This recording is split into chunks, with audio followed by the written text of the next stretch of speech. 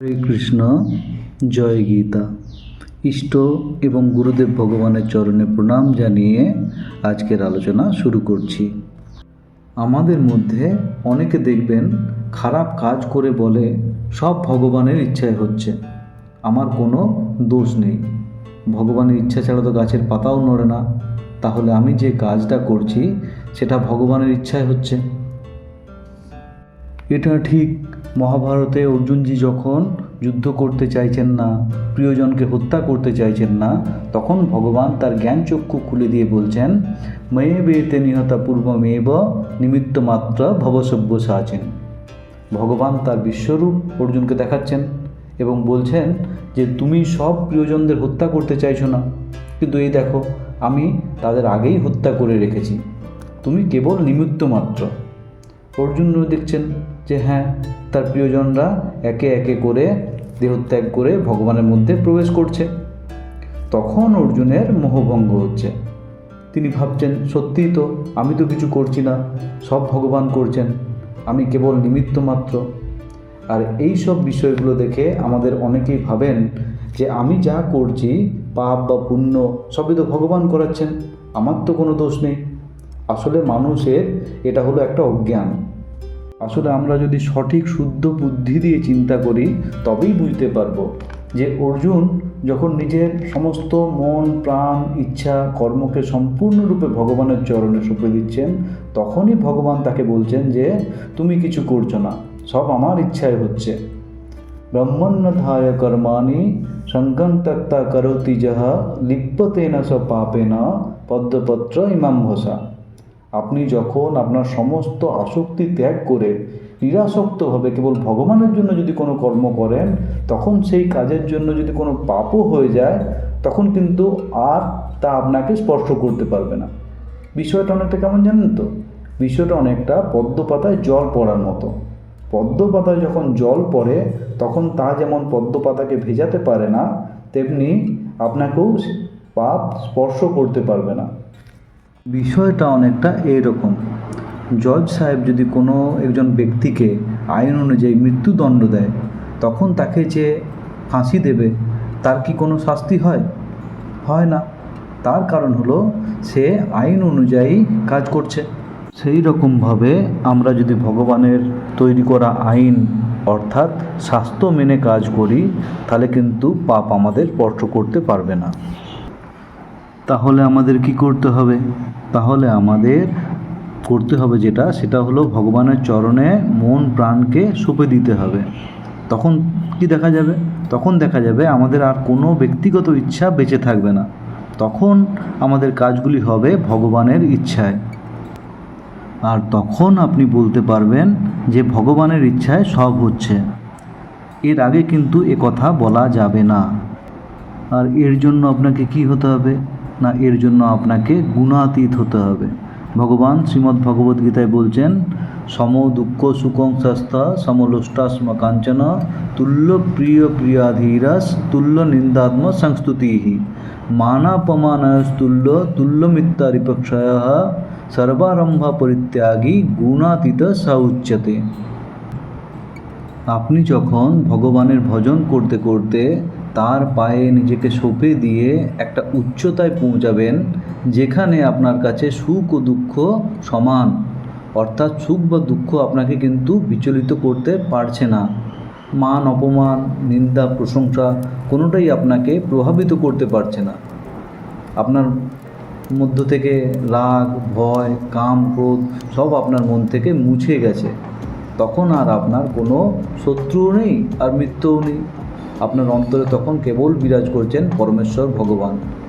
আর তখন আপনার কাছে পাথর মাটি সোনার মূল্য সমান, অর্থাৎ আপনার জীবনে ঈশ্বর ছাড়া আর কেউই নেই, বাকি সবই আপনার কাছে মূল্যহীন। তখন আপনি হয়ে উঠবেন গুণাতীত। আর যখনই আপনি গুণাতীত হয়ে উঠবেন, তখন আপনার করা কর্ম ভগবানের ইচ্ছাধীন হয়ে যাবে। কিন্তু যতক্ষণ না আপনি এই উচ্চতায় পৌঁছতে পারছেন, ততক্ষণ কিন্তু আপনি 3 গুণের অধীন থাকছেন এবং 3 গুণের প্রভাবে কর্মও করছেন, এবং সেই কর্মের ভালো মন্দ ফলও আপনাকে ভোগ করতে হচ্ছে। এবার প্রশ্ন, এই গুণটা কী জিনিস, কোথা থেকে আসছে এই গুণ? ভগবান বলছেন, সর্বযোনিষু কুন্তেয় মূর্তয় সম্ভবন্তি যহ তাসাং ব্রহ্ম মহজ্যোনির অহং বীজ প্রদপিতা। ভগবান বলছেন, প্রকৃতি এবং পুরুষ আমার দুটি ভিন্ন রূপ। প্রকৃতি থেকে তৈরি হচ্ছে মানুষের পাঞ্চভৌতিক শরীর, আর সেই শরীরে পরম পুরুষ ভগবান বীজ রূপে প্রবেশ করছেন আত্মা হয়ে। তাই ভগবান বলছেন, প্রকৃতি হলো গর্ভধারিণী মাতা, আর অহং বীজ প্রদপিতা, অর্থাৎ আমি বীজরূপ পিতা। আর এই প্রকৃতি থেকে আসা সত্য, তম, রজ, এই তিন গুণ অবিনাশী জীবাত্মাকে কী করছে না শরীরে আবদ্ধ করছে এবং জীবকে কর্ম করাচ্ছে। প্রকৃতির গুণ সংমূঢ়া সজ্জন্তে গুণ কর্মসু। প্রকৃতির গুণে মোহগ্রস্ত মানুষ গুণ এবং কর্মে আসক্ত হয়ে তার প্রভাবে ভালো মন্দ পাপ পুণ্য করে যাচ্ছে, আর সেই অনুযায়ী কর্মের ফলও ভোগ করছে। তাহলে কি দেখা যাচ্ছে? প্রকৃতি থেকে আসা সত্য, রজ, তম এই তিন গুণ মানুষকে কর্ম করাচ্ছে। মজার বিষয় হলো, এই তিন গুণ কিন্তু মানুষের মধ্যে একসঙ্গে সমানভাবে ক্রিয়া করে না। একটা গুণ দীর্ঘদিন আপনার মধ্যে সক্রিয় নাও থাকতে পারে। তাই ভগবান বলছে, রজস্তমশ্চাভিভূয় সত্যং ভবতি ভারত, রজ সত্যং তমশ্চৈব তমঃ সত্যং রজস্তথা। সারা জীবনই যে আপনি সাত্ত্বিক থাকবেন তা নাও হতে পারে। কিছুদিন বাদে হয়তো রজগুণ আপনার মধ্যে বৃদ্ধি পেয়ে আপনার উপর প্রভাব বিস্তার করতে পারে। যখন সত্যগুণ সক্রিয় থাকে তখন সে তম আর রজগুণকে কী করে না দমিয়ে রাখে। আবার রজগুণ যখন বৃদ্ধি পায় তখন সে সত্য তমকে নিষ্ক্রিয় করে দেয়।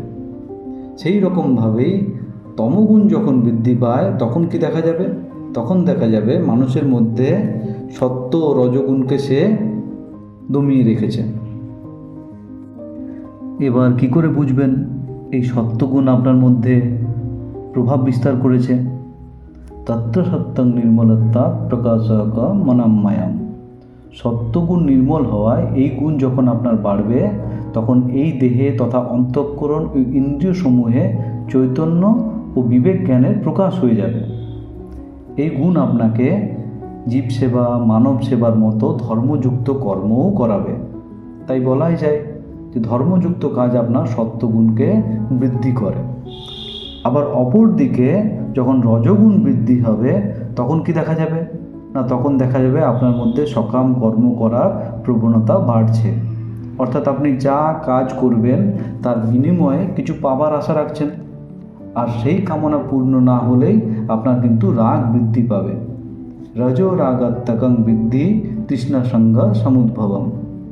ভগবানের কথা বলছেন। রজগুণ হলো রাগাত্মক, এটি কামনা ও আসক্তি থেকে উৎপন্ন হয়। কামনা বাসনা বাড়লে তখন কি হবে না আপনার রজগুণ বৃদ্ধি পাবে, আর রজগুণ বৃদ্ধি হলেই লোভ, স্বার্থ বুদ্ধিতে সকাম কর্ম করার প্রবণতা তৈরি হবে আপনার মধ্যে। এই ধরুন আপনার মনে প্রচুর অর্থ রোজগারের কামনা জাগলো, ফলে আপনার মধ্যে কি হবে না কর্ম করার ইচ্ছাও বেড়ে যাবে এবং এর প্রভাবে আপনি হয়তো প্রচুর অর্থ রোজগারও করে নিলেন। কিন্তু এই রজগুণ আপনাকে কিছুতেই সন্তুষ্ট থাকতে দেবে না। সে তখন কি করবে? সে তখন আপনার থেকে অধিক ধর্মশালী কোনো ব্যক্তির বিলাসবহুল জীবন দেখিয়ে আপনার মনে ঈর্ষা জন্ম দিয়ে দেবে। আর আপনি তখন কি করবেন না আপনি তখন আরও অর্থ উপার্জনের কথা ভাবতে থাকবেন। রজগুণ থেকে উৎপন্ন এই কামনাই কিন্তু আপনাকে পাপ কাজও করিয়ে নিতে পারে।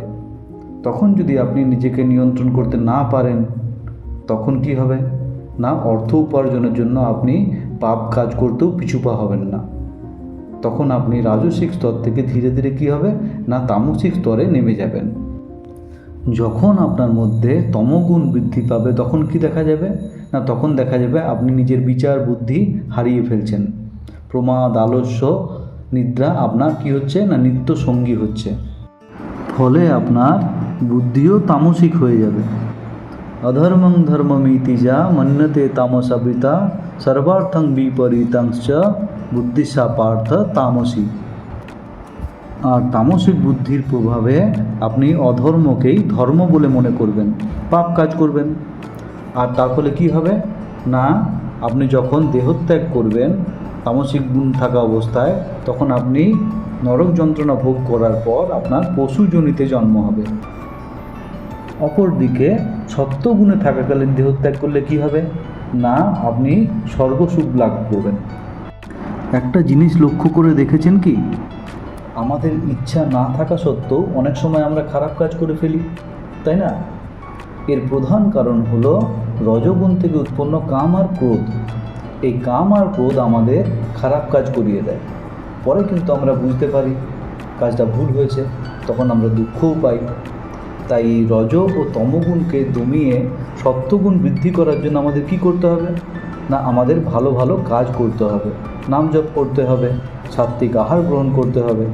ভগবান বলেছেন, আয়ু সত্য বলারোগ্য সুখ প্রীতি বিবর্ধনা রস্যা সিদ্ধা স্থিরা হৃদ্যা আহারা সাত্ত্বিকা প্রিয়া।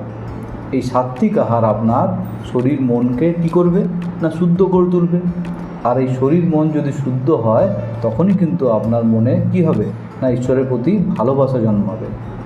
অপর দিকে ভগবান বলছেন, কডবম ললবনা তুষ্ণ তীক্ষ্ণ রুক্ষ বিদাহনা আহারা রাজস্যষ্টা দুঃখ শোক মায়াপ্রদা। তীক্ষ্ণ, টক, অতি গরম, লবণাক্ত, শুষ্ক আহার এবং সকাম কর্ম আপনার রাজসিক গুণকে কী করবে না, বৃদ্ধি করবে। এমনকি কেউ যদি কোনো খারাপ চিন্তা করতে করতে রান্না করে, তারও প্রভাব কিন্তু সেই রান্নার উপর পড়বে। সেই আহার যদি কেউ গ্রহণ করে, তার মধ্যেও সেই গুণটা কিন্তু চলে আসবে। তাই আহারের বিষয়ে আমাদের কিন্তু খুব সাবধান থাকা উচিত। তাই তামসিক ও রাজসিক আহার তো একদমই খাওয়া চলবে না। সত্য গুণকে বাড়াতে হলে সাত্ত্বিক আহারের উপর আমাদের নজর দিতে হবে। তাহলে বলা যায় সৎকর্ম, সৎ চিন্তা সাথে সাত্ত্বিক আহারও আমাদের সত্য গুণকে কিন্তু বৃদ্ধি করে। তবে কিন্তু এই সত্যগুণও আমাদের বন্ধনের কারণ হয়ে দাঁড়ায়। ভগবান বলছেন, সত্যম সুখে সঞ্জয়াতি। এই সত্যগুণ আপনাকে কি করাবে না, মনে করাবে যে আপনি সুখে আছেন, আপনি আনন্দে আছেন। ফলে কি হবে, ফলে আপনি ভগবানের দিকে ঠিকমতো এগোতে পারবেন না। তাই আপনাকে সত্য, তম, রজ গুণের ঊর্ধ্বে উঠতে হবে, অতিক্রম করে হয়ে উঠতে হবে গুণাতীত। আর গুণাতীত হলেই আপনি তখন অর্জুনের মতো বলে উঠতে পারবেন, নষ্ট মোহ স্মৃতির লব্ধা। আপনার কৃপায় আমার মোহ দূর হয়েছে। আর ভগবানের কৃপায় যখনই আপনার মোহ দূর হবে, তখন আপনি প্রকৃত জ্ঞান লাভ করবেন। তখন আপনার সমস্ত কর্ম ভগবানের ইচ্ছায় চালিত হবে। আপনি জগতের সকলকে হত্যা করলেও প্রকৃতপক্ষে হত্যা করেন না এবং পাপেও লিপ্ত হন না। হত্বাপি স ইমান লোকান না হন্তি না নিবদ্ধতে। বিষয়টা অনেকটা এরকম, যখন দেশ রক্ষার জন্য আমাদের কোনো সৈনিক অন্য দেশের সৈন্যকে হত্যা করে, তখন কিন্তু তার কোনো পাপ হয় না, তার শাস্তিও হয় না।